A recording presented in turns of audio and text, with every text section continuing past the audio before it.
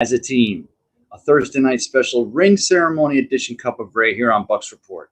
I got questions for you. I want to make tonight a ring. The entire theme of tonight are rings. And we're going to give out rings for not just last year, 2020. We're talking about for the year 2021. I got lots of questions. I'm going to be reading all your comments, and hopefully you got some good ones, guys and girls, tonight. So thanks for joining me again for a special Thursday night championship Buccaneers Super Bowl 55 ring edition, a Cup of Ray.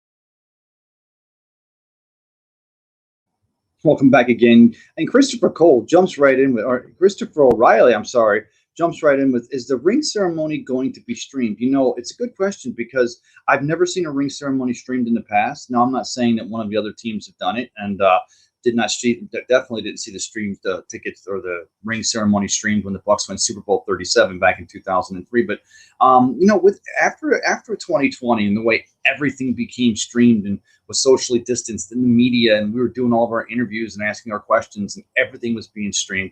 Would not be surprised if it was, but to be honest with you, the ring ceremony has always kind of fallen under the auspices of a private time. You know, players, the organization, both the tier 1 and the tier 2 employees for the team being the players, the coaches, and even those off the field, the sales department, the marketing department. Of course, you know, the PR department wins the award last year for the #1 PR department in the National Football League with the job they did in 2020. But don't expect it to be streamed, but we'll have you covered here on Bucs Report. We'll bring you any and all clips and audio and video we can bring you after the fact. And as well as you'll probably see the Bucs share something on their website. I got another comment here. Rob Thompson says, happy Thursday, Ray. Happy Thursday, Rob. Appreciate you dropping in on a Thursday. And then, there's Christopher Cole. Hey, what's up, Ray? Hey, Christopher Cole. So, you know, and got one more in here real quick. I want to get this one because Teresa Baxter, do you have a mock-up of what it looks like? Teresa, no, I don't. Got some descriptions of it, right? Because, you know, the Super Bowl rings in the past for all the teams generally take on, you know, a little bit of they try to take into account either a narrative of the season or, more importantly, a narrative of the Super Bowl. For example, when Tom Brady and the New England Patriots come from 28-3, they come back and they beat those Atlanta Falcons a few years back. The talk was that the ring had 283 small diamonds, and the 283 was because of the 28-3 and a 25-point comeback. I know Bruce Arians made a comment earlier last month that he'd like to see, because he has one from when he was the offensive coordinator with the Pittsburgh Steelers, and they're big. And, you know, by nature, they're very big. You know, you're probably not going to be wearing it out on a boat or fishing or doing housework. But Bruce Arians made the comment that he'd like to see something a little smaller, something more wearable. Don't see that happening, especially because, you know, this is going to be number 7 for Tom Brady. And well, could it be sleeker and more sharp and still have sophistication to it? You know, we're talking about the Bucs and the Chiefs in Super Bowl 55. Maybe you could have something like the Buccaneers could have 31 diamonds, and then maybe like you have 9 rubies. You know, 9 rubies of red, also red being a color for the Buccaneers and the pirate color, but the 9 rubies signifying those 9 points that the Chiefs were barely able to score against that tough Todd Bowles defense there in Super Bowl 55. Maybe you guys can share in the comments here tonight. But I wanted to bring up with you, I thought, first of all, a couple of house cleaning things, if I could. Of course, you know, the Bucs finally, they signed their tackle, their center, Joe Hainsey, the center from Notre Dame. They signed him yesterday. He was the 7th and final draft pick from the 2021 draft. The Buccaneers were able to get into camp. Rookies reported yesterday.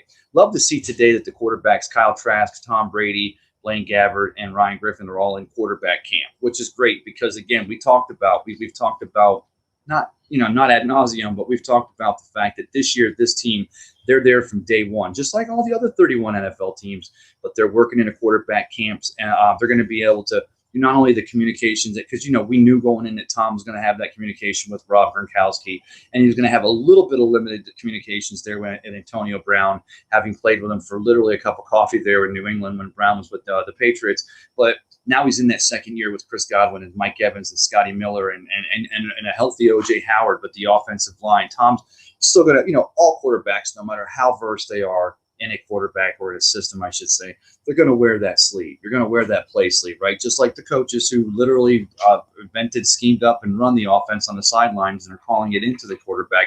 They've got their cheats, right?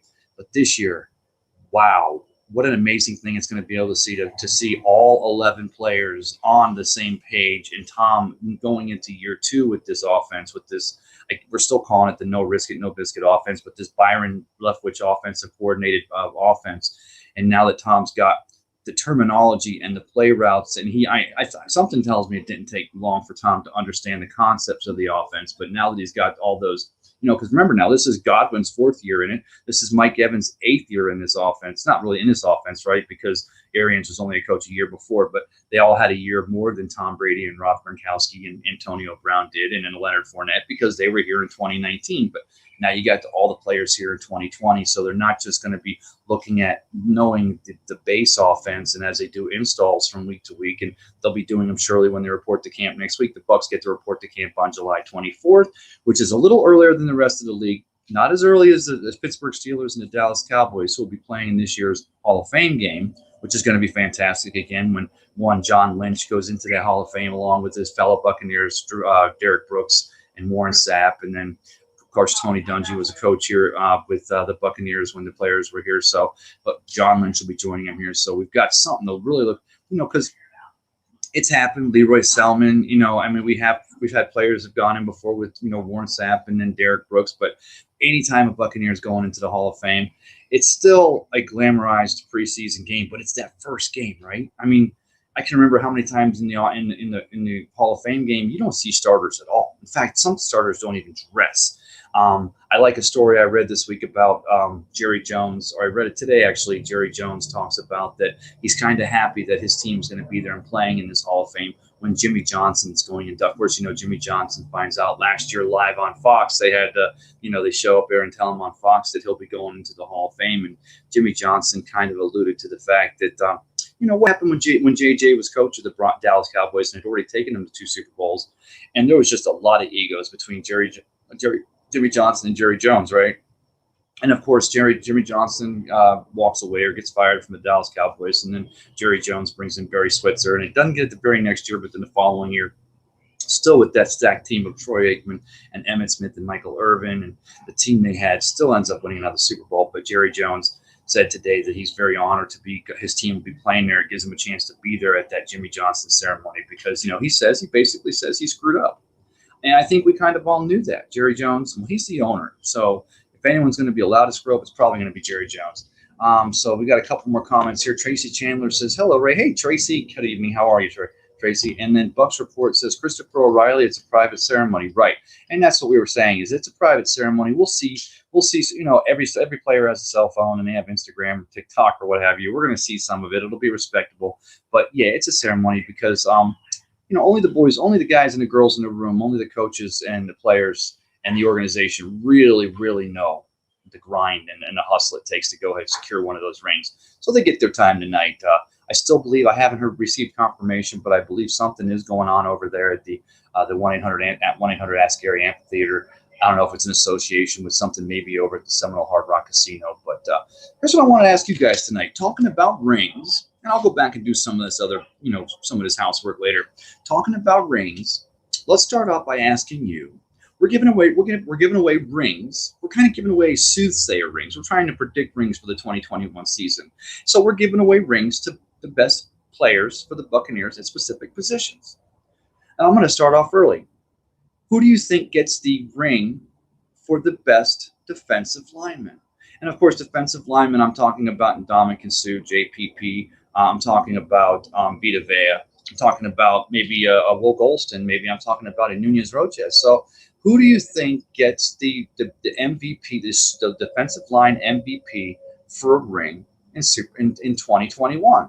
And I have my answers, but I'll ask you. And I pose the same question. Who do you think gets that ring for the best linebacker for the Buccaneers in 2021? And you got Shaq Barrett rushing in from the left side, and you've got Tevin White still running around like a man possessed. And then, oh yeah, bury the lead, Levante David's back there. Now we've got a Joe Tryon, and you've got a JPP. So you've got a phenomenal list of players. So far, you've got who gets your ring for the best defensive lineman on the Buccaneers in 2021, and who gets the ring for the best linebacker in 2021. Maybe it's the best numbers. Maybe you think Shaq goes back, and 2 years ago, Shaquille Barrett leads the NFL with 19 and a half sacks. Maybe you think Shaq comes back again this year. I know listening to Shaq talk with the crew from Good Morning Football, he sounds dedicated and ready to come back and do that. And this team comes back solid. So a couple of things going on. Oh, I want to say Harry Berg says, "What's up, brother Ray? What's up, Harry, man? Good to see you, Harry DeGree." Christopher Cole says, "Prayers for Greg Knapp's family." Yeah, definitely prayers for Greg Knapp's family. Of course, he has that terrible or he's riding that bike, has that bike accident. And, he was in, I haven't heard any more lately. I heard he was in critical condition, but hopefully he's doing well, and prayers go out to Knapp and his family. He's a phenomenal coach, and hated to see that happening. But, so, rings all around the entire team. Who's your specific? Because this is the time we pose this, guys. When the season hits, right? The team's in camp. Team's in camp in 4 days, and then we've got a month of camp. We got 4 preseason games. Here's another question for you. I want to know honestly your feelings on this. Does Tom Brady see the field at all in the preseason? I mean, does he have to see the field? Does Tom Brady take the field, or are we not going to have a serious? Is this not a legitimate battle for the backup position for who's going to back up Tom Brady, Blaine Gabbert or Ryan Griffin? And Kyle Trask is going to be on this team. He's going to be that third, probably undressed quarterback. I hate to call him your emergency quarterback, but that's probably where that kid's going to live for most of this season. But if it's a numbers game and the Buccaneers are only able to carry one of those two quarterbacks, is it going to be Blaine Gabbert or is it going to be Ryan Griffin? I mean, Ryan Griffin's this will be his 3rd year in the Bruce Arians offense, and this will be Blaine Gabbert's 5th year in his Bruce Arians offense. So you can't just say it's because a specific player has more time. It's going to have to come down to the one that the coaches feel can step up and step right in and not miss a beat should Tom leave the field to go get a new face mask or needs a new pair of shoes, or maybe he pulls a Brad Johnson and has to change his uniform because suddenly he just doesn't like wearing sweaty uniforms. We remember how Brad Johnson used to do that. I used to love that. Oh, gosh. Fred Swayze Moore, I am sorry I did not know that. He said he passed away. Greg Knapp. That's terrible news. So, no, definitely thoughts and prayers go out to his family. That was terrible. He was just bike riding, getting some biking exercise in before camp starts, before they get to rolling and to grinding on. And to hear that he passed away, I am so sorry to hear about that. Christopher Cole says, yes, Fred Swayze Moore passed away this morning. Yeah, thoughts and prayers go out to him. You never want to see that, guys. So really, does Tom Brady see the field? Are there any other players that we know we're going to see Leonard Fournette and Rojo see the field in the preseason? Because that's a genuine battle.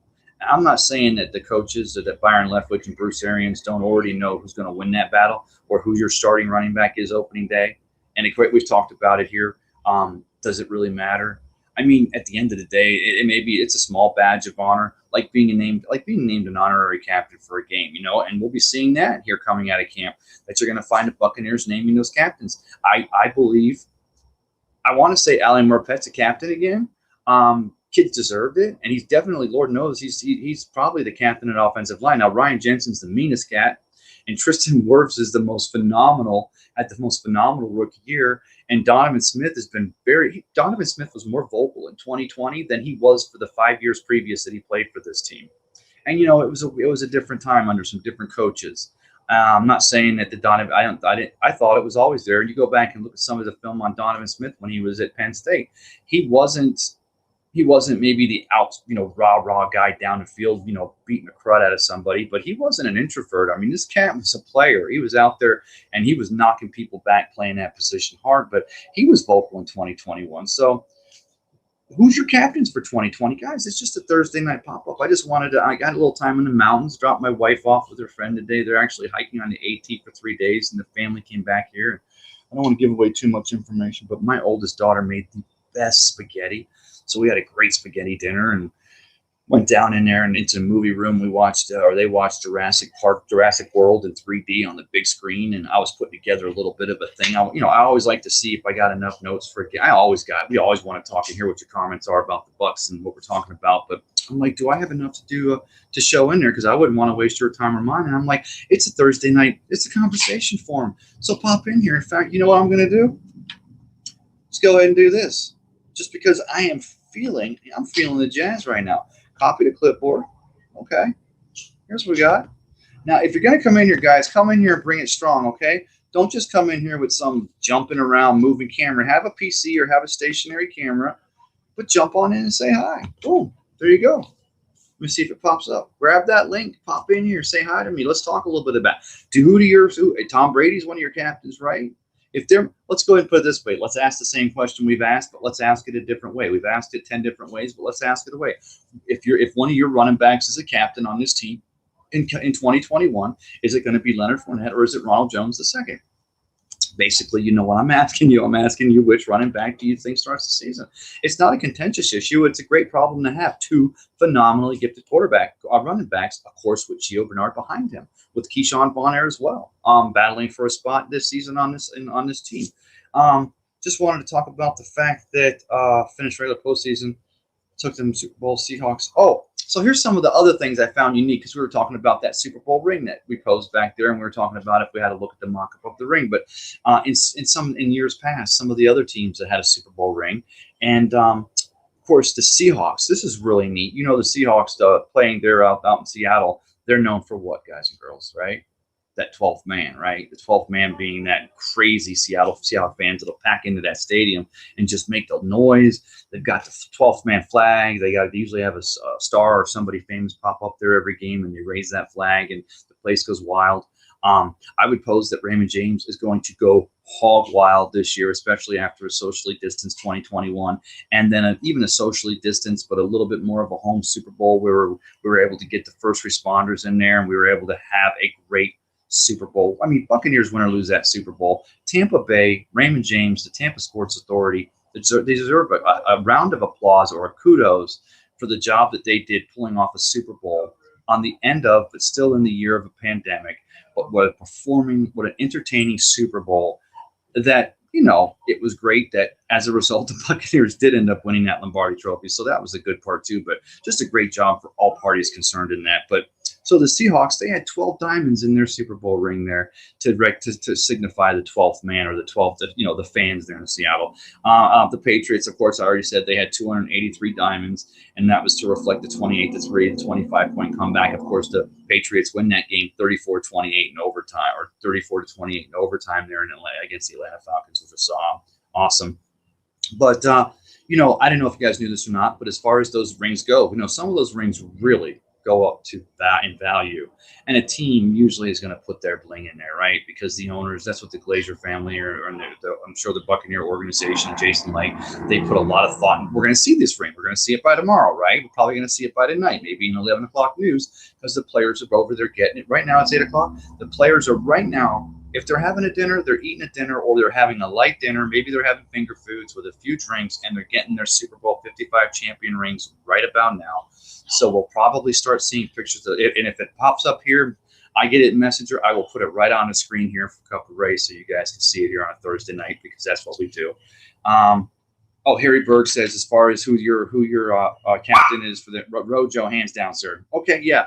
I mean, that's the way it's looking, right? I mean, we get Leonard Fournette back here. Leonard Fournette, of course, had the infamous last year where he was basically kind of sulking and wasn't joining the team, and Bruce Arians pretty much sends him off the field and says, come back and see me in half an hour and tell me if you're going to be on this team or not. And of course, Leonard Fournette does come back, and he becomes that team player. He decides he's going to do it. He locks it down. He becomes Lombardi Lenny and has a great postseason. But Rojo, of course, your second-round pick, and this is the option year from Southern Cal or from USC.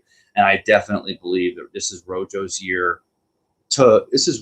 job to lose. And when I say it's Rojo's job to lose, I don't mean I think he's going to lose it. What I'm saying is I do believe that Rojo, it's his job, and he's going to go ahead and take that bull by the horns and run forward. But, man, we're talking about between Gio Bernard and then Leonard Fournette and Ronald Jones III. And that rotational, that running back, stable by rotation, if you will, or rotation by stable, behind a team that's heavy on the pass, and Tom Brady, who's still running that no risk it, no biscuit offense. It's just a phenomenal problem to have. I just want to see if I had any other notes here that have any other players that no, nothing really as far as the rings go. Again, I'm just glad to see. I like that story, and I was talking about this last night on a special over-under with Harry the Greek and the boys, and I hope you guys had a chance to see it. If you didn't, go back and catch it. There was some you had Johnny Dean coming in there, you had Alex Sizemore, you had the whole gang came in there, and we were just talking because we're getting ramped up, we're getting ready again. Bucs rookies reported to camp day before yesterday.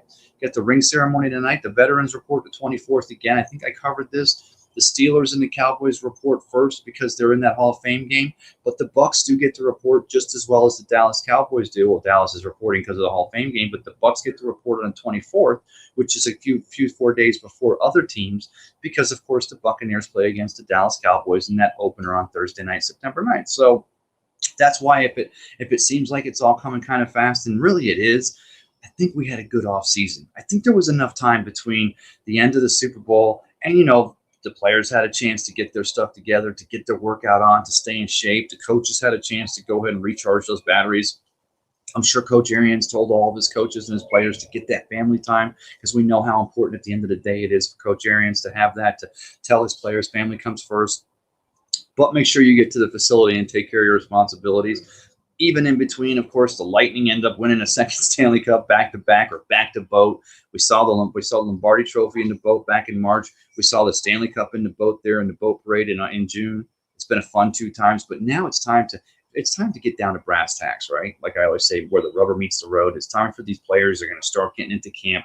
This is kind of the last hurrah for the night. They're going to have a great Thursday night. They're going to get those rings that they worked so hard for, and I know they're going to be beautiful. There's going to be again. Maybe on one of the sides, it's probably not iconic for a team, but I'll bet if the team had to vote, I bet they would have all voted for a Deuces on there somewhere. And it's not to rub it in Tyreek's hill. I mean, that's Tyreek's thing, was the Deuces, right? Score the touchdowns, do the backflips, throw up the Deuces. That's not doing it at anybody, but basically doing it at the entire stadium or at the entire team. He's not in somebody's face. And I get it. Antoine Winfield Jr., little tweets. He waited for him to get up and he did it. That's considered taunting, but that's not like a bad kind of taunt. It wasn't like he didn't Vontaze Burfict hit him across the middle and stand over him trying to see if he's convulsed or if he gets up. It wasn't like he did. Antoine didn't do something that was just distasteful. But he threw the Deuces, and it's definitely one of the most iconic moments from that Super Bowl. And wouldn't it just be great if they were somehow able to work those Deuces into the Super Bowl ring? I would buy that 100. I would buy that 7 days a week and twice on Sunday. So nobody's got any comments in here. So let me go ahead and work it back to, again, I talked about the fact that we signed Hainsey. That was a big thing to, get all of our players in camp, all 7 of them, and then to hit the ground running. And as far as the rings go, I don't want to talk too much about the rings because we all know about Tom Brady and how he feels about the ring. Tom Brady's favorite ring is what? The next one. It's going to be the one he gets the next. So tonight he gets the 8th, and then we'll worry about getting that 9th ring. Teresa Baxter says, Deuces. You're right, Teresa. 100%. Do me a favor, guys. Not just you, Teresa, because you happen to be the last comment. Hit the share on the show. So I'm not going to go too long tonight because I know we all work tomorrow. We got Thursday night things going on. It's Thursday night. Family's got a fire going down here in the pit, roasting some marshmallows, and it's a beautiful sunset up here in the mountains. But nobody seems to know who's going to be there. So who are your captains, guys, for 2021 for this team? Who are going to be the captains on this Buccaneers team? I would pose that captains could have been the same as last year. I mean, we had a pretty good. Everything seemed to work last year, and they could have it. But this year, somebody else may have made enough of an effort to become. Maybe they do it in camp this year. Maybe Devin White steps up. Maybe we see a captain. Maybe it's time for someone else to slip it on to somebody else, and for someone else to have a chance to be the captain. Let's go ahead and take a 30-second commercial break, and we'll come back. We're going to go ahead and talk about who the captains for your 2021 Buccaneers team might be.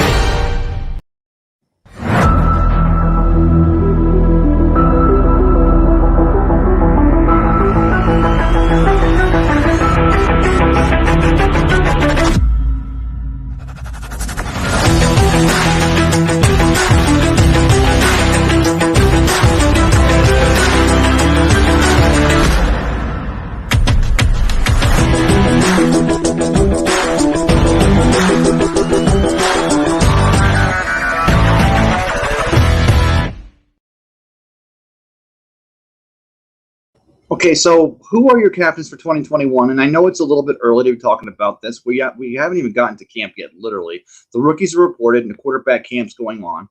But we're talking about who are your rookies for 2020. Now, remember, or 2021, going back to 2021, 2020, you had Tom Brady, you had Mike Evans. On defense, you had Levante David, you had Devin White. On special teams, you had Bradley Pinion, and, of course, linebacker Kevin Minter, who was also strong on special teams.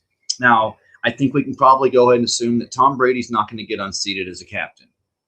And plus, to be honest with you, the C just looks good on his jersey, and he's going to have like 17 stars there because he's been like a captain since the captain role was even implemented. And of course, you guys know if those of you guys and girls that maybe don't know, if they've got the captain on it and they've got the four stars, if one of the stars is gold, it means that they were captain 1 year. If two of them, if one star is silver, silver, silver, and if all four stars are lit, it becomes gold, and that means that player has been a captain for 4 more years. So again, you've got Tom Brady, and then you got Mike Evans. Now, don't think Mike Evans has done anything to deserve to not be the captain on his team anymore.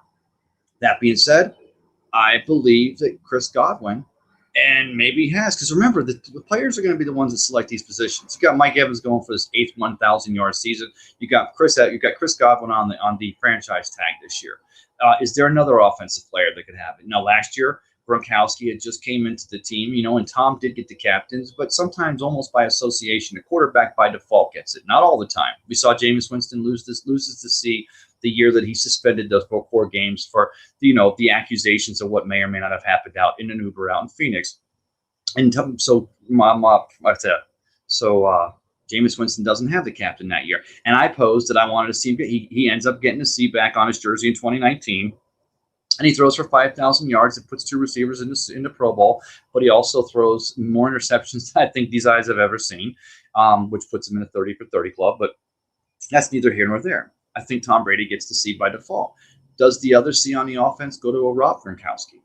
Or does it maybe does Antonio Brown come into camp so focused and so ready to be a leader of this team and to cement that Hall of Fame career, those numbers that Antonio Brown has already put up? Because don't forget, guys and girls, when Antonio Brown leaves Pittsburgh Steelers, he already has 94.2% Pro Football Focus ratings. He's already got the numbers to be in the Hall of Fame, ahead of Michael Irvin, ahead of Art Monk, ahead of Steve Largent, ahead of several receivers who are already in the Hall of Fame.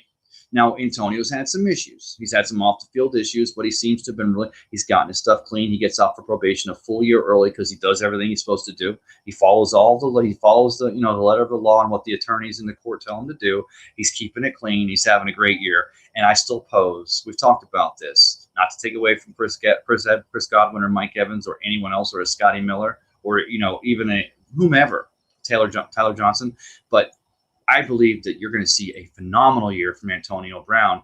And again, it's the team that votes it, right? It's all 53 guys that are in the locker room. They see what's going on. They have a reason for it. They may know a specific player is not going to be here, but for another year or two, or they may know a player is planning to retire, but is still a team leader.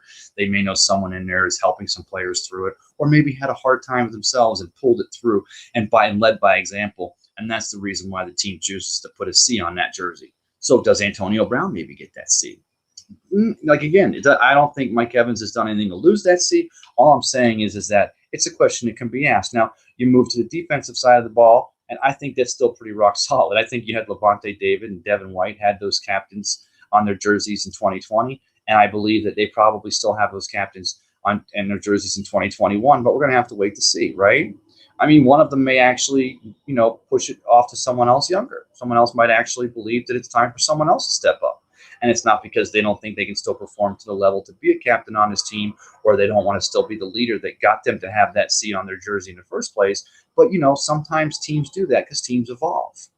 And I'm glad we talk about that word evolve, because that's exactly what your 2021 Buccaneers have to do to have a run at Super Bowl 56 and to be out there in SoFi, California, playing for a second consecutive championship.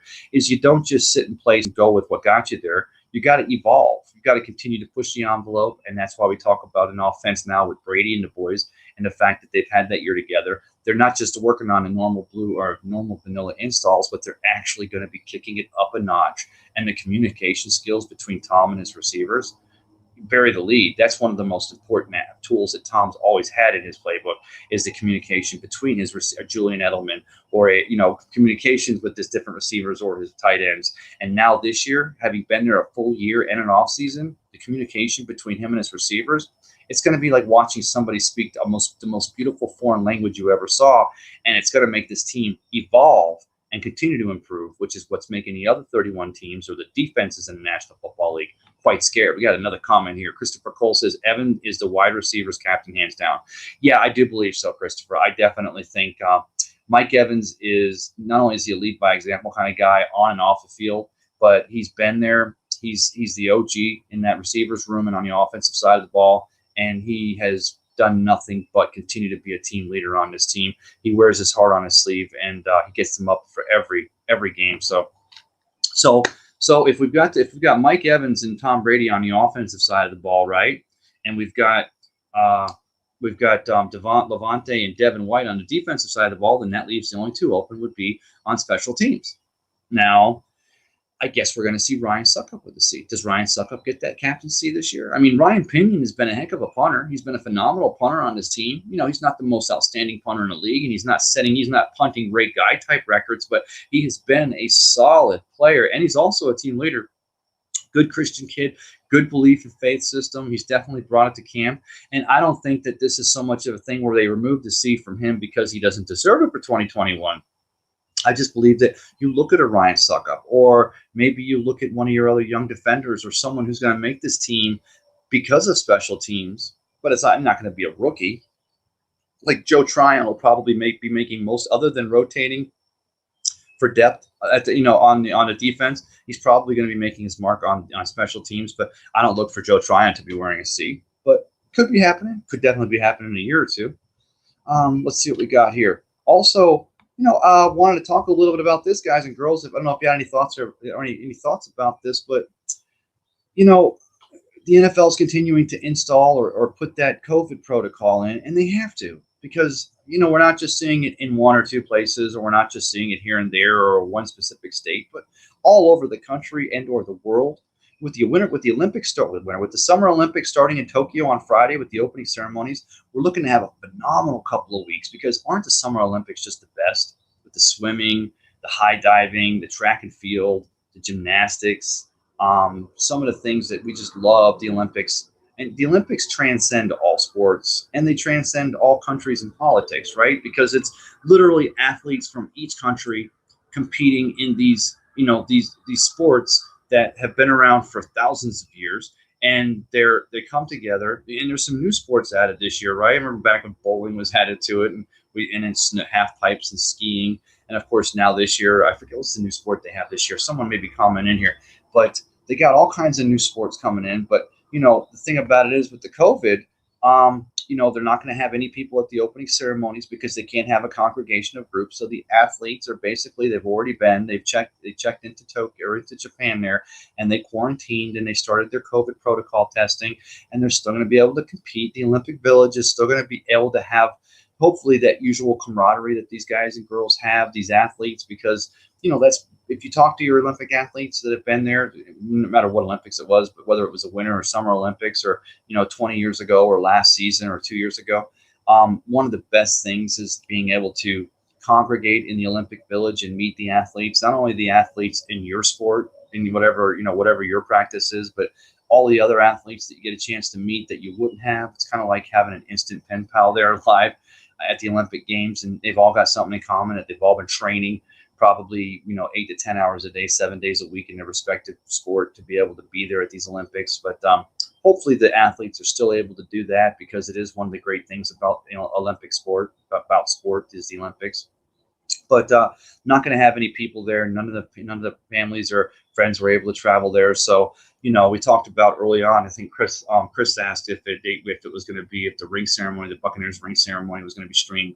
No, probably not. If not, that's a private ceremony. But most of these Olympics are going to be streamed. Of course, NBC is going to have them covered on their network and across a couple of their networks. So when I say streaming, I'm not talking about streaming like somebody holding a cell phone up and going on TikTok. It's going to be actually well produced, like always. I'm sure Bob Costas is going to be there doing a phenomenal job that he does. So we're looking forward to that. And that the Olympics is kind of going to be, because the teams are reporting to camp, and we're going to be looking for all the news. We want to hear who's running fast routes, who's covering who, the camp battles. I want to hear how Cam Kenley's doing there, competing for that sixth cornerback position there. The University of the Annapolis grad that was the first student athlete since 1991 to also be class president, but he gets the deferment from President Joe Biden, and we got the deferment from the Secretary of the Navy, but he's going to get to compete in camp and fulfill one of his two lifelong dreams, the other one being to serve his country, and he'll get to do that as well, graduating as high in his class as he did in Annapolis, and just being a fantastic character kid that this kid is. So